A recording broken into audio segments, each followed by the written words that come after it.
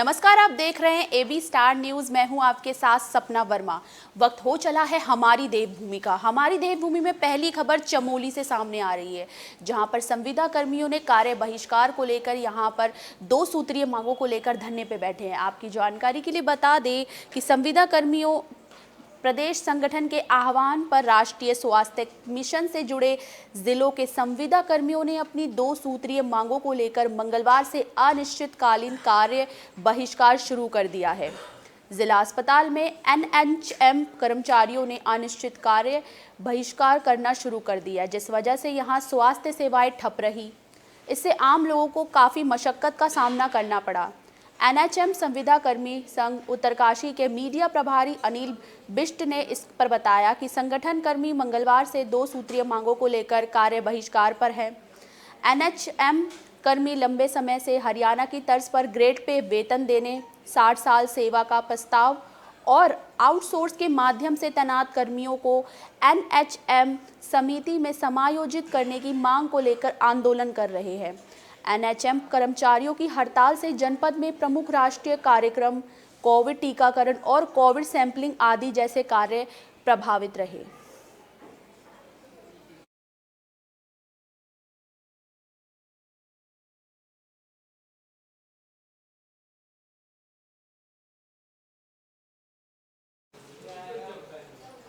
खबर पौड़ी से सामने आई, जहां पर सीडीएस जनरल विपिन रावत बीते दिनों उनके निधन के कारण यहां पर शोक की लहर तेजी से दिखी।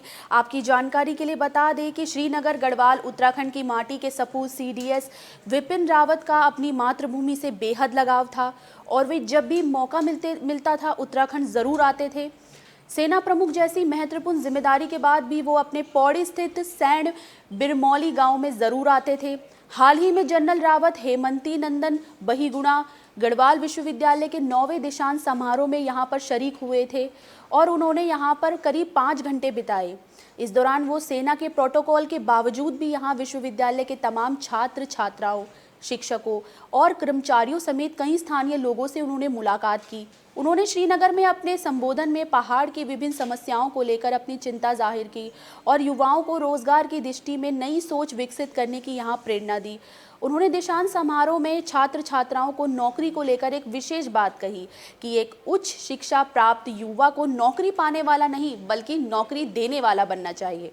उनका कहना था कि पहाड़ के युवा नौकरी पाने के लिए नहीं बल्कि नौकरी देने वाले होने चाहिए। उन्होंने युवाओं से ऐसी कोशिशें करने को कहा जिससे पहाड़ के युवा दूसरों को रोजगार दे सकें।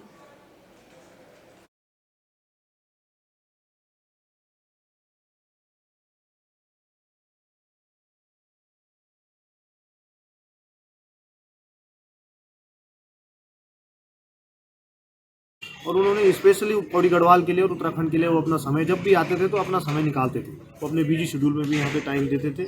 और विपिन रावत जी की जो 5 घंटे यहाँ पर गढ़वाल विश्वविद्यालय में कॉन्वोकेशन में जो उन्होंने बिताए, उन्होंने उस कॉन्वोकेशन में अपना सीधा संदेश दिया और छात्रों को और युवाओं को उनका खास तौर पर संदेश था उत्तराखंड के कि जो भी युवा, हम चाहते हैं कि उत्तराखंड का युवा स्वरोजगार करे, उत्तराखंड का युवा रोजगार दे, वो रोजगार के दर बदर ना भटकना पड़े उसे।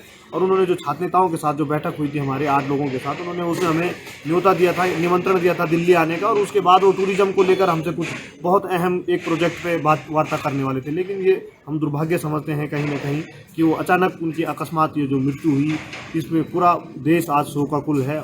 गढ़वाल विश्वविद्यालय में मुख्य अतिथि के रूप में आए थे और उन्होंने काफ़ी चर्चा की, छात्रों को काफ़ी मोटिवेट किया और रोजगार के प्रति उन्होंने एक मॉडल तैयार करने को यहाँ पर हमको बोला था। और साथ ही उन्होंने ये भी कहा था कि जब अगली मुलाकात होगी तो अगली मुलाकात दिल्ली में होगी।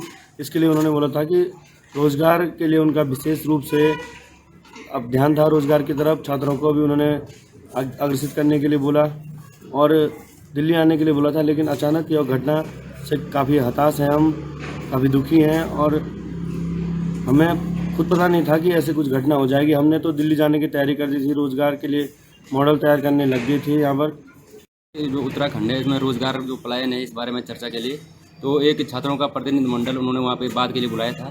तो उन्होंने कहा था कि आप लोग मॉडल तैयार कीजिए, फिर दिल्ली आके हमसे मिलिए। जैसे 8 तारीख की ये घटना हुई तो अभी विश्वास करना तो देशवासियों के लिए बड़ा मुश्किल है। जो घटना घटी है इससे पूरा देश शोक में है, उत्तराखंड भी। बाकी उन्होंने हमें ये बताया था कि दिल्ली आके मुलाकात करें। खबर हरिद्वार से सामने आई, जहां पर सीडीएस जनरल विपिन रावत के निधन को लेकर यहां पर मेयर अनीता शर्मा ने शोक व्यक्त किया है। उन्होंने श्रद्धांजलि अर्पित की है। आपकी जानकारी के लिए बता दें कि तमिलनाडु में हेलीकॉप्टर दुर्घटना में शहीद हुए सीडीएस जनरल विपिन रावत के निधन से पूरे देश सहित उत्तराखंड में भी शोक की लहर दिख रही है। देश भर से लोग शहीद विपिन रावत को अपनी अपनी भावहीन श्रद्धांजलि अर्पित कर रहे हैं। विपिन रावत के निधन पर हरिद्वार नगर निगम की मेयर अनीता शर्मा ने श्रद्धा सुमन अर्पित करते हुए नगर निगम हरिद्वार के मुख्य द्वार का नाम शहीद सीडीएस जनरल विपिन रावत स्मृति द्वार रखने की घोषणा की है। विपिन रावत उत्तराखंड के वीर सपूत थे। उनके निधन के बाद अब राज्य में शहीद स्मारक बनाने के साथ सड़कों और स्कूलों के नाम उनके नाम पर रखने की मांग भी जारी है।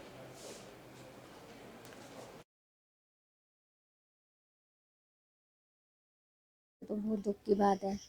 जैसी उनकी हमने खबर सुनी तो बहुत दुख हुआ। हमारे उत्तराखंड के थे वो, और उन्होंने जो देश के लिए, सेना के लिए जो काम कार्य किए हैं, उन्हें तो कोई भुला भी नहीं सकता।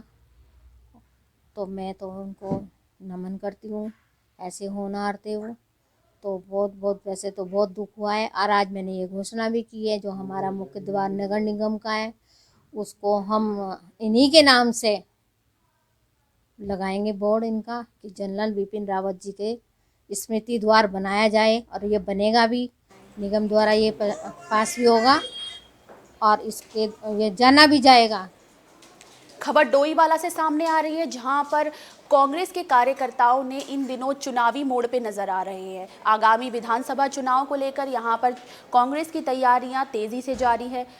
जनता के सुझाव को अपनी चुनावी घोषणा पत्र में शामिल करने के लिए अखिल भारतीय कांग्रेस कमेटी की ओर से नियुक्त राजस्थान प्रोफेशनल कांग्रेस की कमेटी ने डोईवाला विधानसभा के विभिन्न क्षेत्रों में पहुंचकर स्थानीय जनता और उनकी समस्याओं का सुझाव किया, जिस पर ग्रामीणों ने टीम के सदस्यों को अपने क्षेत्र की समस्याएं और अपने सुझाव के साथ सरकार से वो क्षेत्र में किस तरह का विकास चाहते हैं उसकी उम्मीद रखते हुए इन सभी की जानकारी उस टीम को दी। डोईवाला विधानसभा क्षेत्र में पहुंची राजस्थान प्रोफेशनल कांग्रेस की टीम में शामिल ऐश्वर्या सांखला और अनुजा गहलोत ने डोईवाला के कई इलाकों में जाकर जानकारियां जुटाई। इस दौरान ऐश्वर्या सांखला ने बताया कि अखिल भारतीय कांग्रेस कमेटी के निर्देश पर यह कार्य किया जा रहा है, जिससे कि उत्तराखंड के साल 2022 के विधानसभा चुनाव में जनता के दुख दर्द और उनकी समस्याओं, उनके सुझावों को संकलित कर आगामी चुनावी घोषणा पत्र में शामिल किया जा सके, ताकि सरकार बनते ही तत्काल अमल कर आम जनता को राहत दिलाई जा सके। जी, जैसा कि आप जानते हैं कि हम लोग एआईसीसी से हमें भेजा गया है, हम राजस्थान से आए हैं और हम यहाँ के लोगों से डायरेक्ट संपर्क में आए हैं।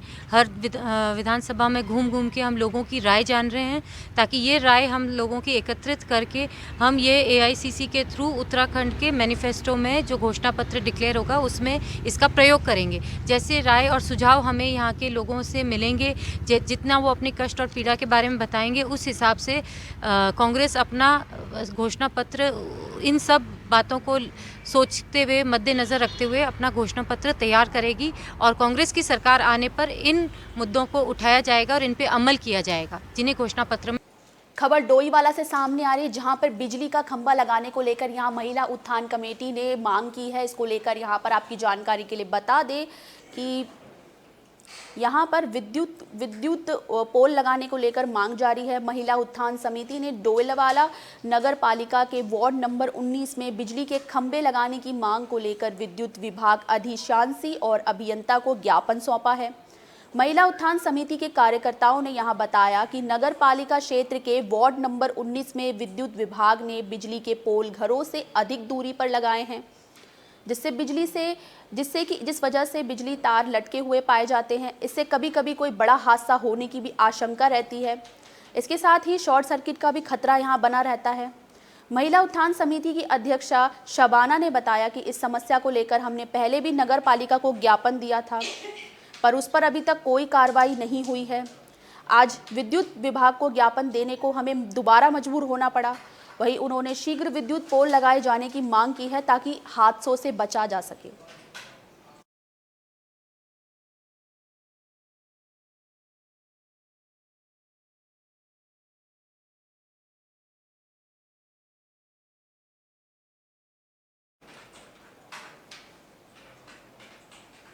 खबर अल्मोड़ा से सामने आ रही है, जहां पे एक फर्जीवाड़ा सामने आया है। एक ठग यहां पर पकड़ा गया है। यहां पर साइबर ठग को लेकर पूरा मामला है। आपकी जानकारी के लिए बता दें कि फर्जी ट्रैवल एजेंसी के नाम पर भिकिया सैंड निवासी एक व्यक्ति को साइबर ठग ने 34,000 रुपये का चूना लगा दिया है। पुलिस ने पूछताछ कर आरोपी को दिल्ली से गिरफ्तार किया। अल्मोड़ा ज़िले के भतरौत खान पुलिस ने यहां पर जानकारी देते हुए बताया कि भिकिडिया सैन निवासी मिथिलेश निबिष्ट ने इस मामले को लेकर शिकायत दर्ज कराई थी। इसमें कहा गया कि पिछले ही महीने नवंबर में उन्होंने बाहर घूमने का मन बनाया और नेट में इसके लिए उन्होंने सर्च भी किया।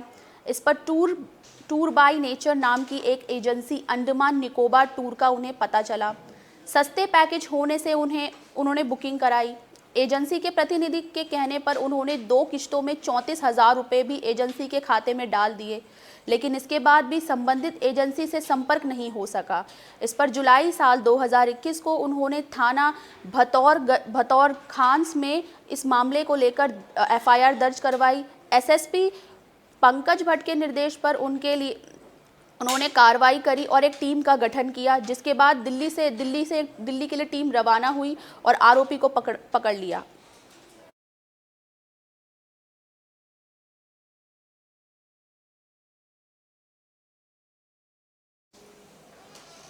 खबर अल्मोड़ा से सामने आ रही है, जहां पर विधानसभा चुनाव को लेकर इन दिनों तमाम राजनीतिक दल जो है उनकी तैयारियां जारी है। आपकी जानकारी के लिए बता दें कि 2022 के विधानसभा चुनाव आते ही सभी राजनीतिक पार्टियों की सरगर्मियां यहां तेज हो चुकी है। सभी राजनीतिक दल जीत का दावा कर रहे हैं।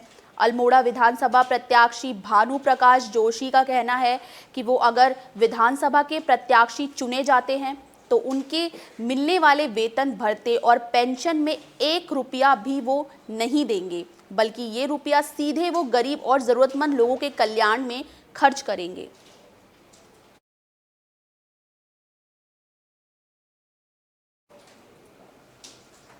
हमारी देवभूमि में आज के लिए बस इतना ही। मुझे दीजिए इजाज़त। देश और दुनिया से जुड़ी तमाम खबरों के लिए देखते रहिए AB स्टार न्यूज़। शुक्रिया।